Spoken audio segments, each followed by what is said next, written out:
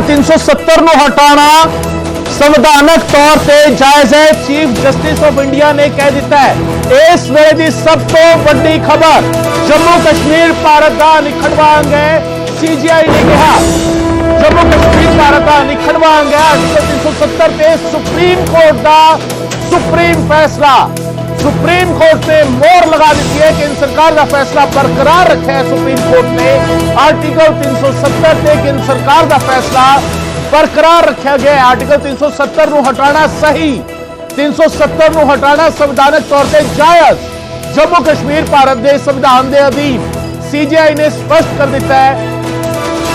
Chief justice of India ने clear कर दिता है आर्टिकल 370 हटाना भारत सरकार का जिहड़ा फैसला सी वो फैसला सही है। जम्मू कश्मीर भारत का निखड़वा अंग है। आर्टिकल 370 ਨੂੰ हटाण नूं जायज करार दे दिता है सुप्रीम कोर्ट ने। इस वेले दी सब तो बड़ी खबर जम्मू कश्मीर तो आर्टिकल 370 ਨੂੰ हटाया जाना केंद्र सरकार का यह फैसला बिल्कुल सही कदम सी। सुप्रीम कोर्ट ने मोहर लगा दी है। केंद्र सरकार का फैसला बरकरार रखा गया। जम्मू कश्मीर तो आर्टिकल 370 ਨੂੰ हटाया जाना जायज है, संवैधानिक तौर पर सही है। केंद्र सरकार के फैसला बिल्कुल जायज है। सुप्रीम कोर्ट ने उससे मोहर लगा दी है। इस वेले दी सब तो बड़ी खबर तुहानूं दस रहे हैं। आर्टिकल 370 ਨੂੰ लेके पूरे मामले ते सुनवाई सी सुप्रीम कोर्ट दे विच और लगातार ये सवाल उठ रहे थे कि नेक्स्ट की होएगा, इस तो अगे की होएगा। जिस तरीके केंद्र सरकार ने फैसला लिया सी उस तो बाद लगातार ये सवाल उठ रहे थे कि किस तरीके इससे अगली कार्रवाई की होगी और इससे करके चैलेंज किया गया सी केंद्र सरकार के फैसले नूं। ते अज सुप्रीम कोर्ट ने क्लियर कर दिता है कि जम्मू कश्मीर तो आर्टिकल 370 हटाना बिल्कुल सही है, जायज है। सुप्रीम कोर्ट के चीफ जस्टिस ऑफ इंडिया ने स्पष्ट कर दिता। चर्चा हुई इस पूरे मसले नूं लेके।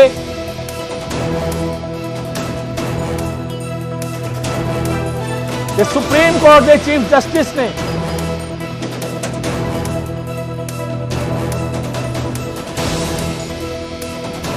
सुप्रीम कोर्ट ने इलेक्शन कमीशन को क्लियर कर दिता है हुण कि जम्मू कश्मीर दे विच चोणां कराईयां जाण। बाकायदा यह क्लियर किया गया आर्टिकल 370 ਨੂੰ हटाना सही है ते हुण चोणां कराईयां जाण। इसके लिए भी इलेक्शन कमीशन को सुप्रीम कोर्ट ने हिदायत दे दी है। इलेक्शन कमीशन को भी सुप्रीम कोर्ट ने कह दिता है कि इस पूरे मामले हुण चोणां कराईयां जाण।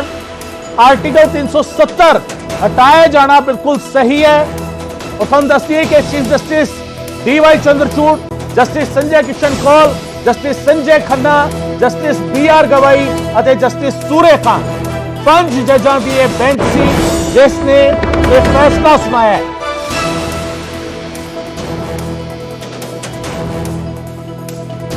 5 जजां की बेंच ने यह बड़ा फैसला सुनाया। आर्टिकल 370 हटाया जाना बिल्कुल सही है।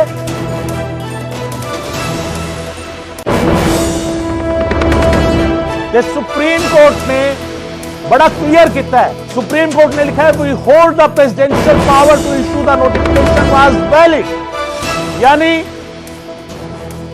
जो इस मामले में कार्रवाई की गई सरकार दे वल्लों 370 ਨੂੰ हटाया गया और उस तो बाद इस मामले से जो एक्शन केंद्र सरकार दे वल्लों लिया गया, जो फैसला केंद्र दे वल्लों लिया गया वो बिल्कुल जायज सी।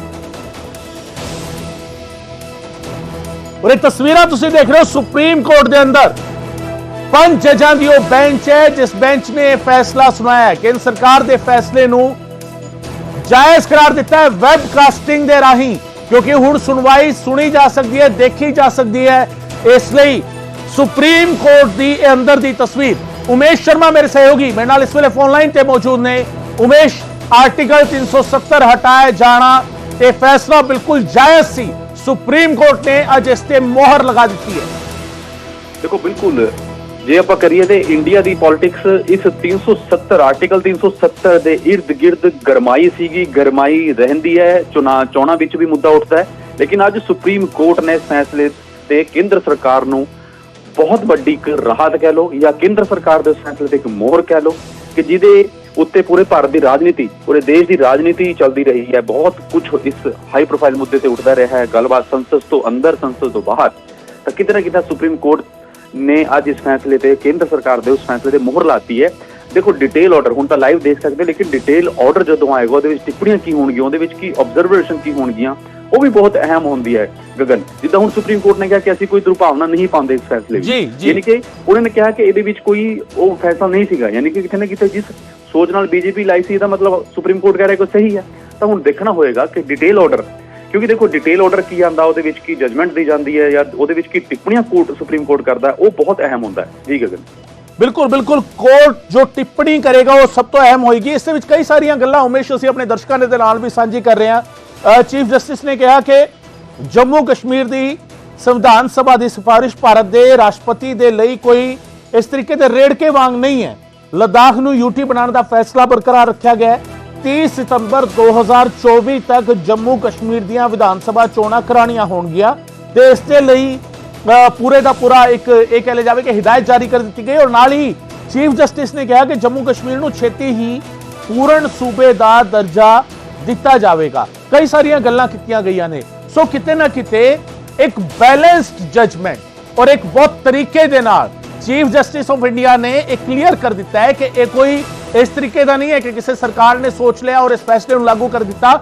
ਕਨਸਟੀਟਿਊਸ਼ਨਲੀ ਜੇਕਰ ਦੇਖਿਆ ਜਾਵੇ, ਸੰਵਿਧਾਨਕ ਪੱਧਰ ਤੇ ਦੇਖਿਆ ਜਾਵੇ ਤਾਂ ਇਹ ਬਿਲਕੁਲ ਸਹੀ ਫੈਸਲਾ ਹੈ। ਇਸ ਤੇ ਜਿਹੜੇ ਪ੍ਰੋਜ਼ ਐਂਡ ਕੌਨਸ ਜਿਸ ਨੂੰ ਲੈ ਕੇ ਲਗਾਤਾਰ ਫਿਕਰ ਪ੍ਰਗਟਾਈ ਜਾ ਰਹੀ ਸੀ, ਉਸ ਤੇ ਵੀ ਚੀਫ ਜਸਟਿਸ ਆਫ ਇੰਡੀਆ ਨੇ ਕਿਹਾ ਕਿ ਛੇਤੀ ਹੀ ਜੰਮੂ ਕਸ਼ਮੀਰ ਨੂੰ ਪੂਰਨ ਸੂਬੇ ਦਾ ਦਰਜਾ ਦਿੱਤਾ ਜਾਵੇਗਾ ਤੇ ਹੁਣ ਉੱਥੇ ਤਾਰੀਖ ਵੀ ਇੱਕ ਮਿੱਥ ਦਿੱਤੀ ਹੈ ਕਿ 30 ਸਤੰਬਰ 2024 ਤੱਕ ਜੰਮੂ ਕਸ਼ਮੀਰ ਦੇ ਵਿੱਚ ਚੋਣਾਂ ਕਰਾਈਆਂ ਜਾਣ।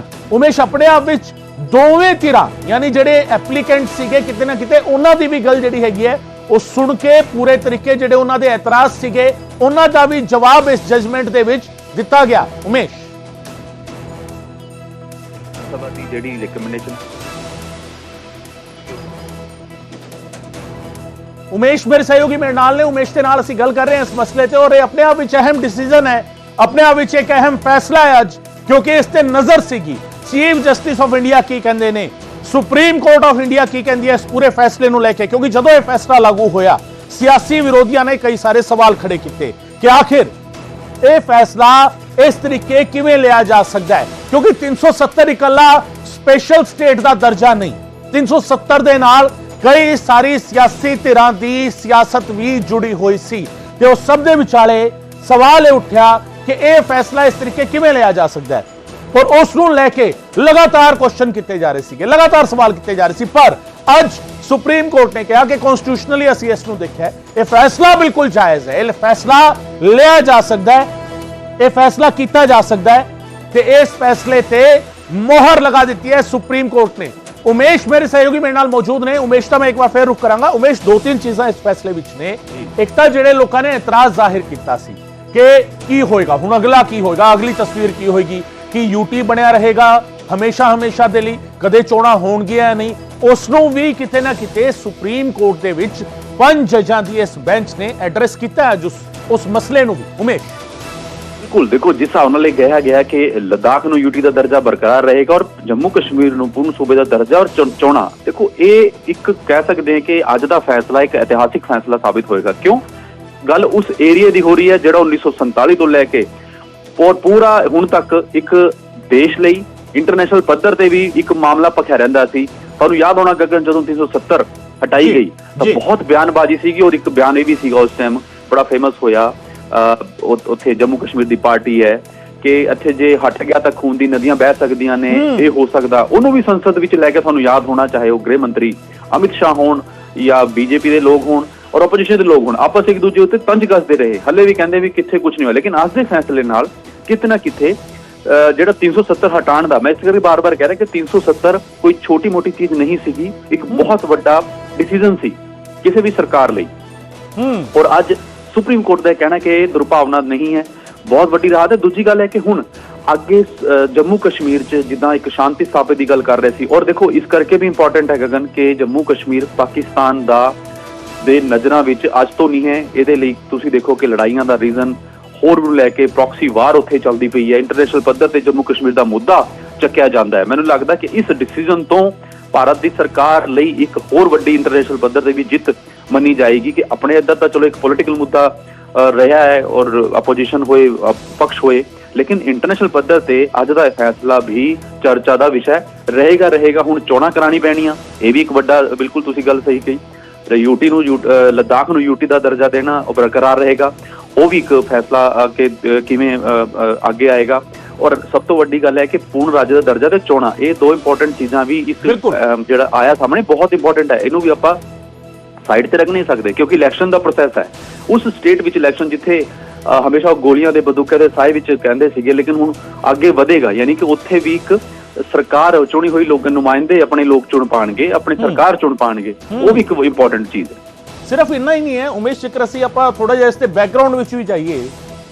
1949 ਉਹ ਸਾਲ ਸੀਗਾ ਜਦੋਂ ਇਹ ਆਰਟੀਕਲ 370 ਲਾਗੂ ਕੀਤਾ ਜਾਂਦਾ ਹੈ ਔਰ ਇਸ ਦੇ ਪਿੱਛੇ ਇੱਕ ਹਵਾਲਾ ਦਿੱਤਾ ਗਿਆ ਕਿ ਜਿਹੜੇ ਉਸ ਵੇਲੇ ਦੇ ਰਾਜਾ ਸੀਗੇ ਜੰਮੂ ਕਸ਼ਮੀਰ ਦੇ, ਜੰਮੂ ਦੇ ਜਿਹੜੇ ਰਾਜਾ ਸੀਗੇ, ਉਹਨਾਂ ਨੇ ਇਸ ਆਰਟੀਕਲ ਦੇ ਲਾਏ ਜਾਣ ਤੋਂ ਬਾਅਦ ਹੀ ਜਿਹੜਾ ਭਾਰਤ ਵਿੱਚ ਰਲੇਵੇਂ ਦਾ ਮਤਾ ਜਿਹੜਾ ਹੈਗਾ ਉਸ ਨੂੰ ਸਵੀਕਾਰ ਕੀਤਾ ਸੀ। ਇਹ ਤਰਕ ਦਿੱਤਾ ਜਾਂਦਾ ਸੀ। ਭਾਰਤੀ ਸੰਵਿਧਾਨ ਦਾ ਜਿਹੜਾ 21ਵਾਂ ਹਿੱਸਾ ਹੈਗਾ ਉਸ ਦੇ ਵਿੱਚ ਇਸ ਨੂੰ ਇੱਕ ਸਪੈਸ਼ਲ ਟਾਈਟਲ ਦਿੱਤਾ ਗਿਆ ਸੀ ਕਿ ਇਹ ਆਰਜ਼ੀ ਹੈ और स्पेशल प्रोविजन है और संक्रमणकालीन है। कुछ कहा जा रहा है इस वेले। भारत की सर्वोच्च न्यायालय द्वारा भारत के सीनियर मोस्ट 5 जजेज द्वारा दिया गया जजमेंट है और 16 दिन दोनों पार्टीज को जो है पूरी उनको अपॉर्चुनिटी दी गई अपनी अपनी आर्गुमेंट को बताने की, और उसको सुनने के बाद आज ये जो है डिसीजन आया है। और जैसे कि मिस्टर कपिल सिब्बल जो मेरी तरह एक सीनियर एडवोकेट हैं, जो मैं आज सुप्रीम कोर्ट बार का अध्यक्ष हूँ, वो पहले 2002 में अध्यक्ष रहे हैं, उन्होंने भी सुप्रीम कोर्ट का जजमेंट आने से पहले, ऑफिशियली जजमेंट आने से पहले उन्होंने ये मान लिया था कि वो केस हार गए हैं। तो क्योंकि हम वकील जो होते हैं, जो सीजन्ड एडवोकेट होते हैं, उनको पता होता है कि इस केस में क्या होना है, परंतु कई बार हम जो अपने क्लाइंट को राज़ी करने के लिए, कई बार अपने वोट बैंक को कंसोलिडेट करने के लिए, या हमारे जो फॉरेन में जो आका होते हैं उनको प्लीज़ करने के लिए, उनका कहना मानने के लिए इस तरीके की फ्रिवलेस जो है पिटीशन डालते हैं। परंतु आज ये सारी चीज़ का फैसला हो गया है। वहाँ की जनता को जो गुमराह किया जा रहा था कि हमारा ये जजमेंट जो है 370 उठ जाएगा और फिर से जो भारत के खिलाफ आवाज़ उठाने वालों को आवाज़ उठाने का मौका मिलेगा, आज उनको ये मैसेज भारत की जो है हमारी सुप्रीम कोर्ट ने ये दे दिया है कि अब 370 हिंदुस्तान के कॉन्स्टिट्यूशन का कभी हिस्सा नहीं रहेगी। दुनिया भूल जाएगी कि कभी ये हिस्सा था जो 370 भारत के संविधान में। अपील रिव्यू पिटीशन डाली जा सकती है, क्यूरेटिव पिटीशन डाली जा सकती है। कुछ पार्टीज जो अभी जिनके पास पैसे हैं, ताकि वैसे तो भारत से बाहर से जो है फॉरेन कंट्रीब्यूशन मोदी सरकार ने बंद कर दी है, परंतु किसी के पास कुछ बचा होगा तो वो भी वो ट्राई कर सकते हैं, परंतु उसमें कोई रिलीफ मिलने का चांस नहीं है।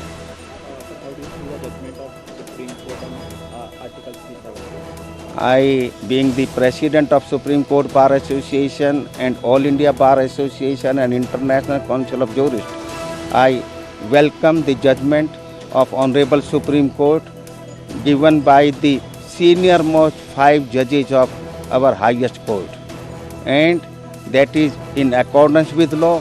The senior lawyers like us, as already Mr. Kapil Sibbal, before the pronouncement of the judgment, he already accepted that this decision, we are losing this, but this day will be remembered. Yes, I fully agree. This day is historical for those who are nationalists, and it is also historical for those forces who were acting against the interest of India. But in future, there will be no occasion when this Article 370 will become the part of Indian Constitution.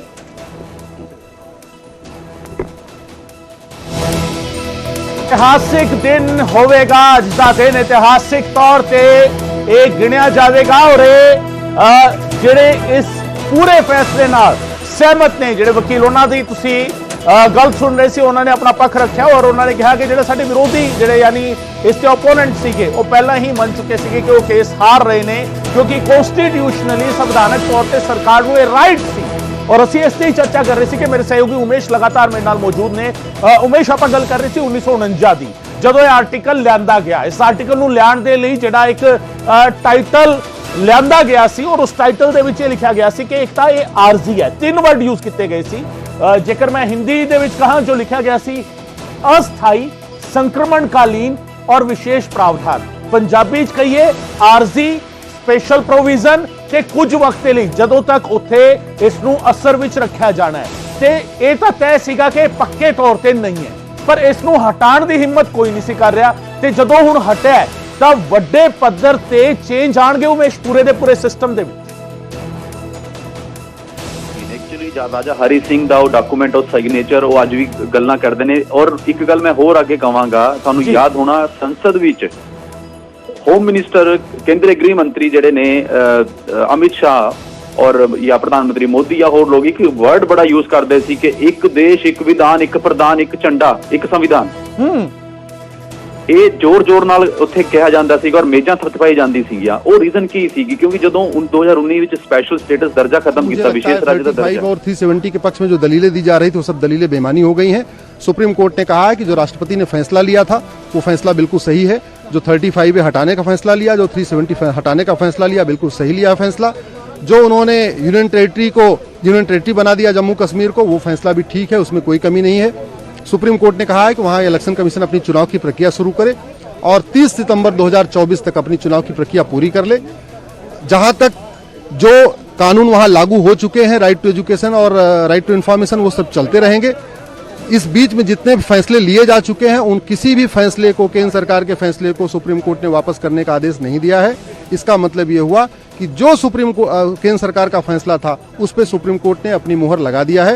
अब आज के बाद ये जो बार बार article 35A के बारे में जो दलीलें दी जा रही थी, आर्टिकल 370 के पक्ष में दलीलें दी जा रही थी, मुझे लगता है उन सबको जवाब मिल गया है और आशा करता हूं कि आज के बाद अब लोग सब शांत रहेंगे। सुप्रीम कोर्ट ने राष्ट्रपति के अधिकार का भी जिक्र किया, इलेक्शन के बारे में भी क्योंकि इलेक्शन होने चाहिए सितंबर तक। राष्ट्रपति के अधिकार के बारे में बार बार वहाँ दलील दी गई थी और ये कहा गया था कि जब वहाँ पे विधानसभा नहीं है, विधानसभा भंग है, ऐसे में राष्ट्रपति शासन के दौरान वहाँ 370 नहीं हटाया जा सकता है, आर्टिकल 35A नहीं हटाया जा सकता है। वो जो प्रक्रिया अपनाई गई, गलत अपनाई गई है, उसको सुप्रीम कोर्ट ने कहा है कि नहीं, जो राष्ट्रपति ने वहाँ पे प्रक्रिया अपनाई है उसमें कोई खामी नहीं है। जो केंद्र सरकार ने पार्लियामेंट में एक रेजोल्यूशन पास किया जिसके थ्रू एक मेमोरेंडम के थ्रू जहाँ पे नोटिफिकेशन इशू किया था, उसमें भी कोई खामी नहीं, वो बिल्कुल वैलिड है। तो अल्टीमेटली नटसल में ये कह सकते हैं कि अब आज की डेट से 335A और 370 इतिहास हो चुका है। इतिहास तो पहले ही हो गया था जब सरकार ने हटा लिया था, लेकिन कुछ लोग फिर भी उसको जिंदा किए हुए थे कोर्ट के माध्यम से। आज सुप्रीम कोर्ट ने भी अपनी फाइनल मुहर लगा दिया और सबसे बड़ी बात यह कि 5 जजों का एक पक्ष का फैसला है, कोई भी जजों में मतभेद नहीं है। 5 के 5 जजों ने कहा है कि केंद्र सरकार का फैसला ठीक है।